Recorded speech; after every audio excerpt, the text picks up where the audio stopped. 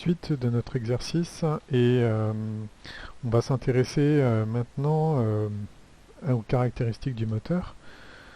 Donc la question 6 nous dit de tracer dans le plan couple vitesse la caractéristique mécanique de la MCC et pour une tension de 48 volts.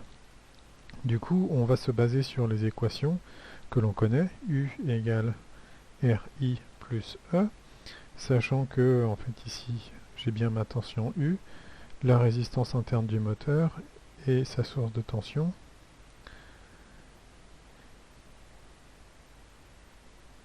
Et n'intervient pas l'inductance parce que ici je suis sur un courant moyen, hein, donc je ne m'intéresse pas à ce qui se passe spécifiquement sur une période de Hauer, mais je considère que je suis sur un courant moyen lissé dont la dérivée bien sûr est nulle. J'ai comme équation de couplage E égale K oméga et C égale KI. Donc la constante ici de FEM qui a la même valeur numérique si les unités sont bien les bonnes, hein. Donc ici vous devez prendre des volts par radian par seconde et ici donc ce sera la même valeur numérique, ce sera des newton-mètres par ampère. Donc ça on peut le réinjecter dans cette équation et trouver la relation pour une valeur de U fixée entre le couple et la vitesse de rotation. Et donc on va pouvoir travailler dans ce fameux plan oméga et ici C. Alors attention, il y a différentes représentations. Certains mettent le couple ici, d'autres et donc la vitesse de rotation là. Faites attention toujours à comment le graphique est positionné. Donc allons-y, hein, U égale eh bien, R multiplié par ici, donc I ça va être C sur K. Et puis E, bah, c'est plus K oméga. Du coup, je multiplie tout par K. K oméga, KU pardon, égale RC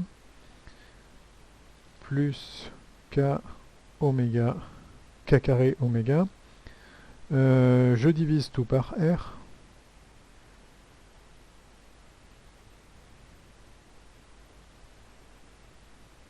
Et donc là, je vois pour une valeur de tension donnée, je vois que je peux coupler le couple et la vitesse. Donc cette dernière relation, si je la réécris, je vais avoir C qui va être égal à KU sur R moins K au carré sur R oméga. Et donc c'est cette équation qui va me permettre de tracer le fonctionnement de mon moteur. Et donc, qu'est-ce que je connais ici? Bien, K qui vaut 0,14, U qui vaut 48, et puis on me dit que le I max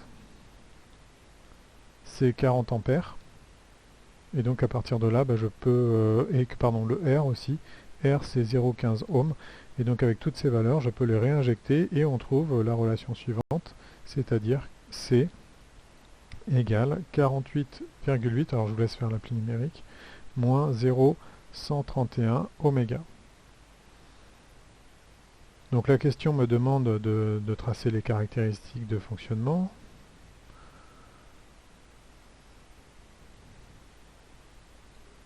Oméga, C. Ici, je vais définir en symétrique des valeurs limites qui sont associées au I max qui vaut 40 ampères. Donc si je fais 40 multiplié par 0,14, ici je trouve 5,6 et donc là, moins 5,6. Donc ça correspond à la valeur maxi. Et comme je suis à une tension de 48 volts en fait, et ici je réinjecte donc le couple 5,5, eh bien je vais pouvoir trouver la valeur d'oméga. Donc par exemple ici, pour le couple qui vaut 5,6, je vais avoir 5,6 qui est égal à 44,8 moins 0,131 oméga, et donc ça va me donner un oméga ici aux alentours des 300. je vais changer de couleur, on verra mieux.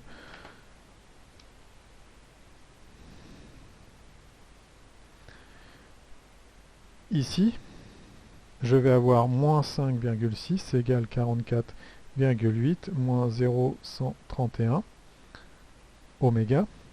Donc ici, forcément, quand je passe de l'autre côté, les signes vont s'additionner. Je vais trouver une vitesse supérieure et je trouve 388 radians par seconde. Et donc je peux ici, puisque j'ai une relation linéaire entre les deux, je peux trouver ma valeur, enfin mon point de fonctionnement entre les deux pour une tension de 48 volts appliquée. Donc voilà, ça c'est pour la question 6. Alors je vous laisse faire les applis numériques, j'espère que je ne fais pas d'erreur. Voilà. Question 7, tracez dans le plan, donc dans le même plan, hein, C oméga, les points de fonctionnement du moteur pour obtenir le profil de vitesse désiré. Préciser les modes de fonctionnement de la MCC. Alors donc préciser les modes, c'est savoir si on est moteur ou générateur et dans quel cadran on est. Et on nous donne des consignes, on distinguera les déplacements instantanés et les déplacements ayant une durée non nulle en traçant, par exemple, ici, les premiers traits en pointillé et les seconds en trait plein. Alors, associé à cet exercice, il y a un code Python et on va voir comment vous allez pouvoir utiliser Python pour justement traiter cet exercice. Et peut-être c'est la manière dont un ingénieur traiterait ce problème-là, c'est-à-dire on va programmer les équations, on va se servir d'un logiciel, mais on ne va pas faire les calculs qu'on est en train de faire là à la main. Donc je refais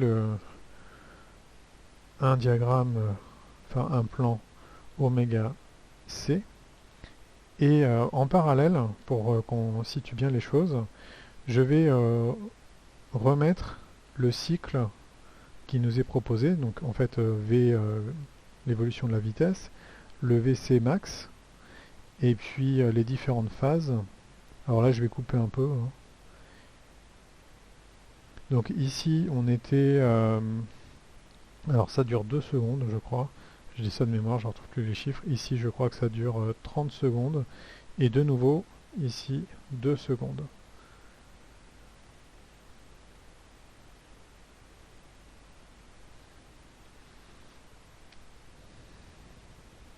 Donc là on est à vitesse max. Là on avait notre rampe d'accélération et là notre rampe de décélération. Et pareil je coupe hein, pour garder pour rappeler que ici j'ai pas représenté à l'échelle les 30 secondes. Ça c'était la phase 1. Ici phase 2. Et ici la phase 3 de décélération. Et donc je vous rappelle, hein, précédemment on avait mis en place les valeurs de couple associées. Donc qu'est-ce qui se passe ici dans ce plan? Sachant que le graphique qu'on va tracer en fait ici, c'est une vue, enfin on pourrait le voir comme comment dire, des courbes paramétriques dont le paramètre est le temps. Donc je vais mettre ici oméga de t, c de t. Alors allons-y. Au départ, à tout départ, ici, je suis donc à v égale 0. Alors, ici, hein, vous voyez bien ma vitesse ici, elle est nulle, donc le oméga vaut 0. Donc je me trouve ici. Et si je regarde le graphique, en fait, je vois que le couple s'établit quasiment instantanément. Et donc ici, conformément à la consigne qui m'est donnée, je vais venir ici au point de fonctionnement C, égale 2,63, la valeur de mon couple. Et puis, toujours avec un couple qui est constant ici, je vais commencer à avoir une accélération. Et donc ça se traduit par une évolution beaucoup plus lente, qui correspond à la phase 1, jusqu'à obtenir la vitesse de 314 radians par seconde. Donc ici je suis sur la phase d'accélération. J'arrive à la phase 2, donc ça correspond à la phase 1. Je vais changer de couleur. Et avec des pointillés que je mets en orange, tout de suite, je tombe à un point de fonctionnement. Le couple chute quasiment instantanément à 1 Nm.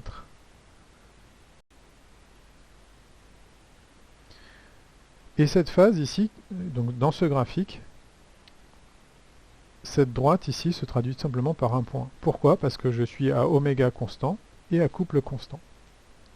Et puis, donc là je le mets, phase 2. La phase 2 est juste un point. Et puis je vais arriver à la phase 3. Donc à la phase 3, je transite avec des pointillés pour arriver au moins 0,63, le couple qui est ici. Et puis ça va prendre du temps. Donc je ralentis, je descends ici, jusqu'à arriver à la vitesse nulle, et là, je reviens à ce niveau-là.